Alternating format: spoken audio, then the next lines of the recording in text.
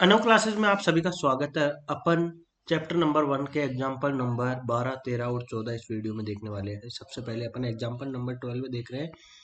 Example बोल रहा है कि show that F from N to N, कहाँ से?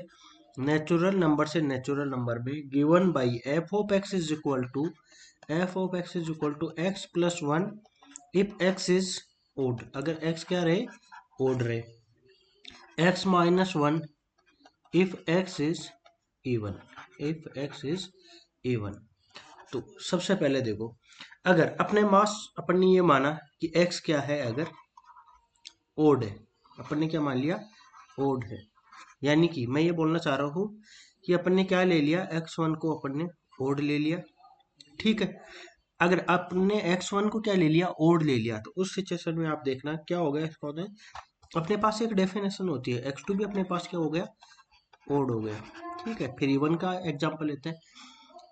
वन वन के लिए अपने पास डेफिनेशन होती है कि अगर f of x1 is equal to f of x2, imply that अपने पास क्या होना चाहिए? x1 is equal to x2, ये होना चाहिए। तो यानी कि यहां से मैं बोल रहा हूं कि f ऑफ x1 यानी अपन ने ओड की बात की है, यानी x1 plus one is equal to x2 plus one, यही होगा। यानी कि अगर वन से वन मैं कैंसिल कर देता हूं तो क्या मेरा x1 is equal to x2 नहीं आया? बिल्कुल आया। इसका मतलब क्या हो गया? इसके लिए ओड के लिए वन वन हो गया। अब ऐसे ही मैं x2 मेरे पास क्या है? E1 ले लिया, और x1 मैंने E1 ले लिया। ठीक है। तो मुझे यहाँ से बताओ, इसी डेफिनेशन से यही होती है वन वन की डेफिनेशन कि f of x1 is equal to f of x2 हो तो imply that x1 is equal to x2 होना चाहिए, यही होना चाहिए। तो यहाँ से मुझे ये बताओ कि मैंने क्या लिया? f ऑफ x1, ये क्या है? E1 है दोनों, ये भी E1 है और ये भी E1 है। यानी कि x माइनस वन होगा फंक्शन पुट करने पे, और ये हो जाएगा x1 माइनस वन, और ये हो जाएगा x2 minus one. Minus one से माइनस वन कैंसिल हो जाएगा, यानी कि क्या हो गया? x1 is equal to x2, यानी इसके लिए भी सेटिस्फाई कर रहा है। यानी कि ये क्या हो जाएगा? One one. क्या हो जाएगा? वन वन हो जाएगा। अब ऑन टू देखो, ऑन टू किस तरीके से चेक करेंगे? ऑन टू अपन इस तरीके से चेक करेंगे कि ऑन टू के लिए क्या होता है। अगर मैं आपको डायग्राम से समझाना चाहूँ, डायग्राम से भी समझाता हूँ मैं आपको कि ये नेचुरल नंबर है, यानी कि 1 2 3 4 5 6 7 इस तरीके से। ठीक है। ओ ये भी नेचुरल नंबर, यानी कि 1 2 3 4 5 6 इस तरीके से। अब देखो, वन क्या है? वन ओड है, तो यानी कि ये किस पे मैप होगा? टू पे मैप होगा। टू क्या है? इवन है, यानी कि टू माइनस वन, वन पे मैप होगा। इसी तरीके से थ्री किस पे मैप होगा? फोर पे। फोर किस पे मैप होगा? थ्री पे। फाइव किस पे मैप होगा? सिक्स पे। और सिक्स किस पे मैप होगा? फाइव पे मैप होगा। यानी कि इस तरीके से क्या हो रहा है? क्या कोडोमेन, कोडोमेन ही तो है ये, क्या कोडोमेन इक्वल टू रेंज नहीं हो रही? बिल्कुल हो रही है। कोडोमेन इज इक्वल टू क्या हो रही है? रेंज हो रही है, क्योंकि अपने पास हर एक एलिमेंट मैप होते हुए जा रहा है कोडोमेन का, यानी कि codomain is equal to range. इसका मतलब ये ऑन टू फंक्शन होगा। अपन इस तरीके से भी इसे समझ सकते हैं। चलिए नेक्स्ट एग्जांपल देखते हैं। Example number 13। एग्जांपल नंबर 13 अपने पास बोल रहा है कि show that an onto function F from one two three to one two three is always one one. यानी ये क्या बोल रहा है? समझना मेरी बात। ये क्या बोलना चाह रहा है कि ये ऑन टू फंक्शन है। क्या बोलना चाह रहा है ये?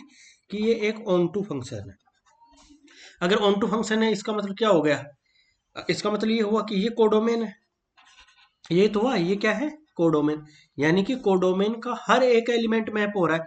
अगर मानो मैंने वन को मैप कर दिया फॉर एग्जांपल वन पे, टू को मैप किया मैंने टू पे। ठीक है। अब मैंने मान लो थ्री है, थ्री को मैं मैप कर दूं टू पे, तभी ये वो क्या नहीं होगा? ऑन टू नहीं होना होगा। जबकि ये पहले क्या बोल रहा है कि ऑन टू होना चाहिए। यानी थ्री मेरे पास इस तरीके से बाउंड हो गया कि थ्री को मेरे को थ्री पे मैप करना ही पड़ेगा, क्योंकि थ्री को अगर मैंने वन पे मैप कर दूं या टू पे मैप कर दूं तो फिर ये ऑन टू नहीं होगा, जबकि ऑन टू ये होना चाहिए। इसका मतलब क्या हो गया कि वन वन पे मैप होगा, और टू टू पे मैप होगा, और थ्री थ्री पे भी मैप होगा। क्योंकि अपने पास क्या है? डोमेन में भी तीन एलिमेंट है। क्या है? डोमेन में भी अपने पास क्या है, 3 एलिमेंट है, और कोडोमेन में भी अपने पास क्या है, 3 एलिमेंट है। यानी कि अगर डोमेन और कोडोमेन में अपने पास एलिमेंट सेम रहे, और इस सिचुएशन में अगर अपने को ये बोल दिया जाए कि ये फंक्शन ऑन टू फंक्शन है, इसका मतलब दिस इज ऑलवेज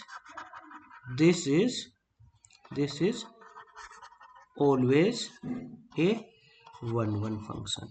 यानी कि अगर डोमेन और कोडोमेन में क्या हो जाए, नंबर ऑफ एलिमेंट्स क्या हो जाए, अगर इक्वल हो जाए, अगर नंबर ऑफ एलिमेंट इक्वल है डोमेन और कोडोमेन में, और ये बोल दिया जाए कि ऑन टू फंक्शन है, इसका मतलब ये क्या होगा, 1-1 होगा ही होगा। अगर आप बाय डेफिनेशन देखो तो वैसे भी देख सकते हो कि x1 not equal to x2 imply that अपने पास f of x1 not equal to f of x2, इस डेफिनेशन को भी सेटिस्फाई कर रहा है।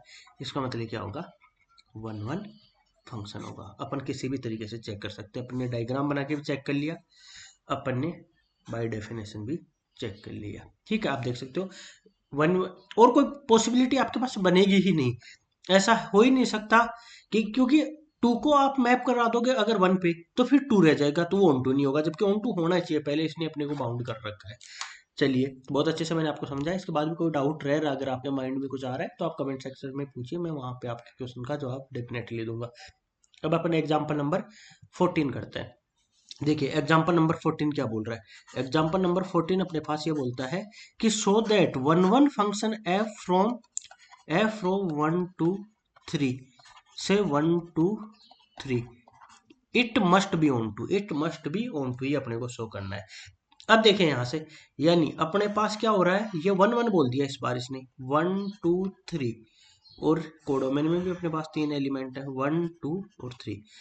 अब मुझे ये बताओ 1-1 करना है, यानी कि 1 को 1 पे मैप करना होगा, 2 को मान लो मैंने 3 पे मैप कर दिया, तो 3 को मेरे को 2 पे मैप करना होगा। यानी तीनों को मेरे को अलग अलग मैप करना होगा, क्योंकि ऑलरेडी ये 1-1 बोल रहा है, यहाँ से क्या बोल रहा है कि ये 1-1 है। अब तीनों को अगर मैंने 1-1 किया, इसका मतलब बताओ मुझे, क्या कोडोमेन के तीनों एलिमेंट मैप नहीं हो रहे, कोडोमेन के तीनों मैप हो रहे, यानी कि कोडोमेन इज इक्वल टू क्या हो जा रहा है, codomain is equal to range हो जा रहा है। और अगर codomain is equal to range हो जा रहा है, इसका मतलब क्या हो रहा है, this is onto function, this is onto function, ये एक ऑन टू फंक्शन होगा। यानी अगर आपको मैं एक नोट लगा के अगर लिखवाना चाहूँ, तो हमेशा आप इस चीज को लिख सकते हो कि if number of element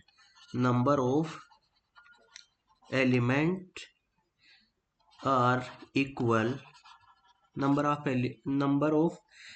elements are equal in domain and